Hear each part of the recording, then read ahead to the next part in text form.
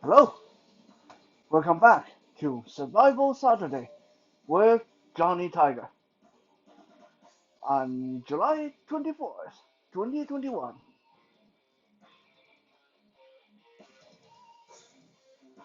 Today, I want to show you guys a trick to maximize your elbow strike when you can. We have talked about elbows before, different angles to strike from: forward, upward, downward, to the side, back, overhead, spinning, all those forms. So I hope that you guys have at least a rudimentary idea of these elbow strikes, because it is time to move on. Now it is time to add a little bit of oomph to your elbow game.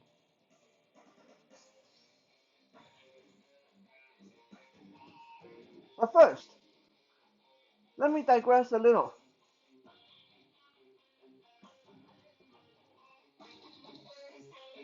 As a totally blind martial art instructor, competitor, fighter, one of the questions that I get asked the most, uh, other than blind related questions such as why would a blind guy do martial art? One of the questions I get asked the most is what kind of fighter are you? What style do you fight using? How do you fight? What is your favorite style of fighting? And when I tell people that I'm a striker, one of the most common and very insulting thing I will get out of people is, no, that can't work. How can a blind person be a striker? To be a striker, you need to be precise. You need to be able to know where the person's head is to strike from. How do you know how to strike if you can't even see the person from 5 feet away? And I hear a lot of people say that blind people can only do grappling, Brazilian Jiu-Jitsu, Judo, Aikido. Nothing against those martial arts. I have a lot of respect, a massive amount of respect for Brazilian Jiu-Jitsu especially. But it is possible to be a striker when you're blind. You see, a lot of people's idea of striking is boxing, taekwondo, karate. I've done all those. Huh?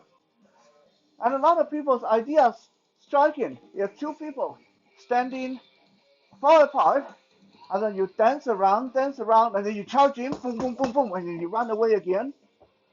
Dance around, charge in, boom, kick to the body, back away, right? That's why to these people, it's not conceivable how a blind person can claim to be a striker. Because yes, if you're blind and you want to strike like that, you are going to lose a lot. You will be. Okay?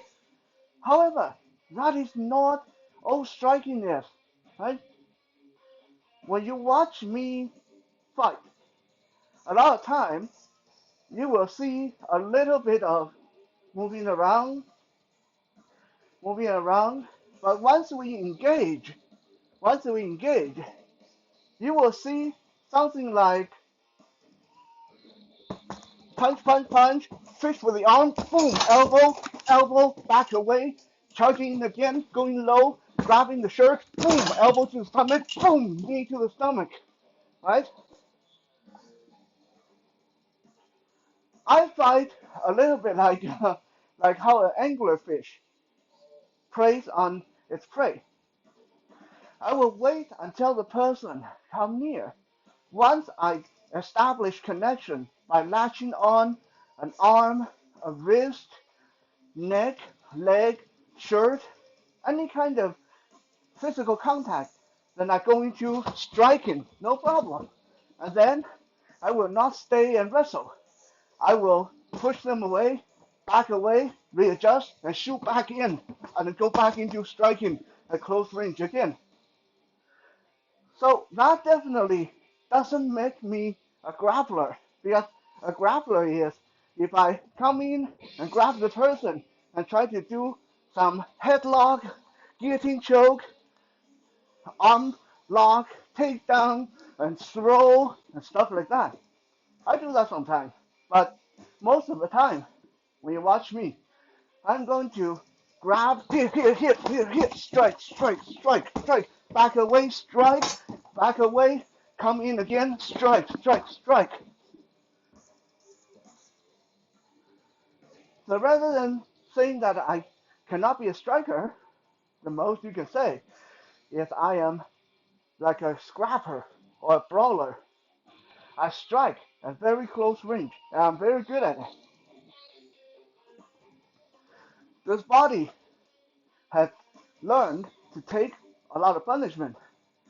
When I close the distance, I will take some hits, but I'm very confident that in most cases, the damage output I do will be a lot greater than the damage I'll take. So what does that have to do with what we are doing today? Because what I just showed you with my fighting style is one of the reasons why maximizing our elbow strike is very important. Because if I'm striking a lot at close quarter, I'm utilizing my elbow a lot, no matter if head on, elbow, elbow, from the side, elbow, elbow, elbow, elbow. Or if the person happens to be behind me, elbow, elbow, elbow. Right?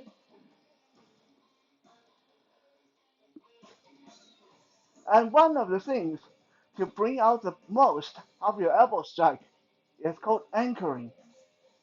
And this is what it is. A lot of time when people are fighting and they think, oh, hey, I can throw in that really cool elbow strike, they start from ground zero, from here, right by their body, if they're well trained. Huh? At least I hope you guys remember when you want to throw your elbow, you want to keep your elbow nice and close, nice and tight, and fire it forward by throwing your weight forward from your hip. Don't just throw the arm, right?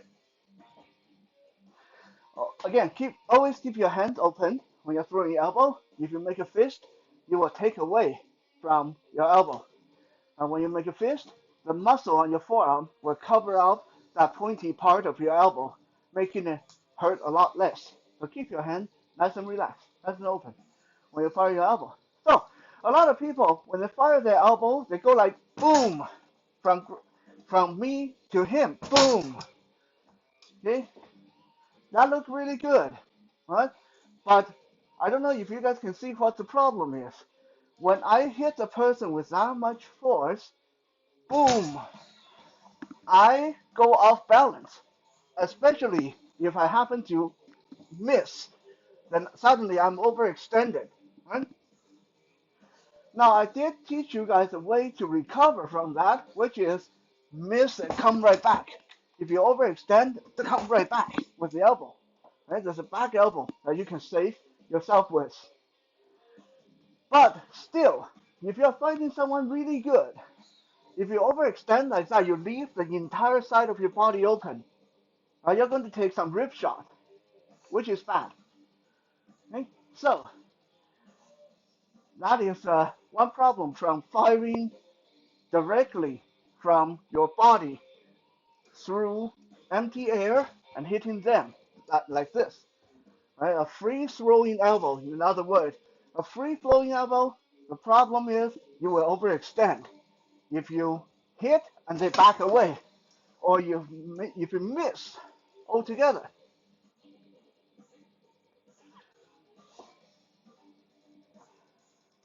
Let me show you guys um, a easier way where this is not going to be a problem. And like I said, this is called anchoring, and all it takes is you providing an opposing force for your elbow.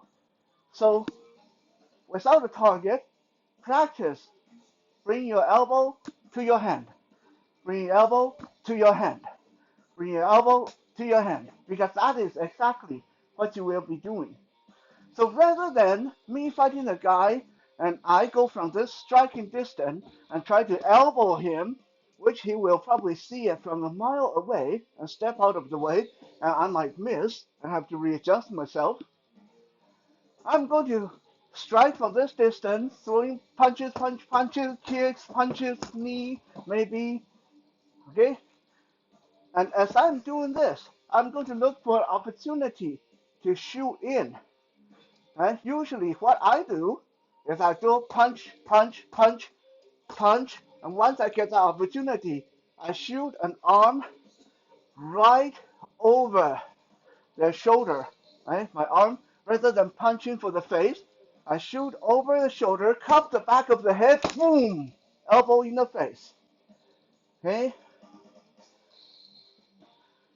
This way, there's no way for my elbow to miss. And when I hit him, that head is not going back. Right? That head is staying put, absorbing the entire force of my elbow. Right?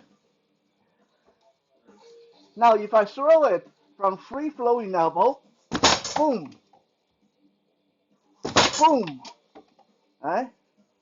That sounds very loud, very snappy, and the target bounced back against the wall. Sounds really good. But trust me, if I anchor him by cupping the back of his neck or grab the back of his waistband or cup the back of his shoulder, I've done this too.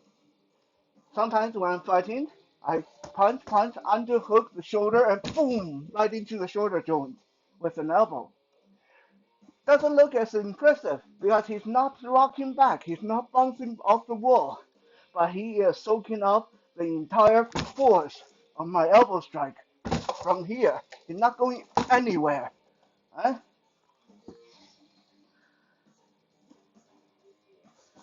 So even though it's a little bit more work to set up, remember your elbow is one of your most lethal, most decisive weapon built into your body. Okay? Don't waste it. Don't waste it. Don't rush it by doing something from a foot away, 2 feet away, where you might hit, you might miss. Okay? Take your time to set up the person. And once you set them up, then anchor them and then throw that elbow into the body, elbow into the head, elbow into the side of the head. As you can see, when I'm anchoring, I can switch grip. I can switch grip. Like originally, my left hand cupped the back of the neck, my right elbow come forward, and then my right hand cupped the side of the face, my left elbow boom to the side of the face. And then my left arm can slide down to around the body, and I crouch and boom, elbow into the stomach. And then I switch my grip, my left hand go to the top of the head, holding the head down, boom, up into the face. Okay? All four elbows will connect because I'm anchored to him. I'm anchoring the body part I'm going to hit.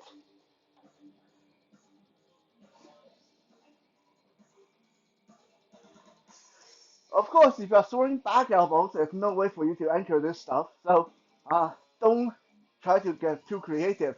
If you're throwing back elbow, just throw a back elbow and turn around as fast as you can, and then fight the guy from head on, right?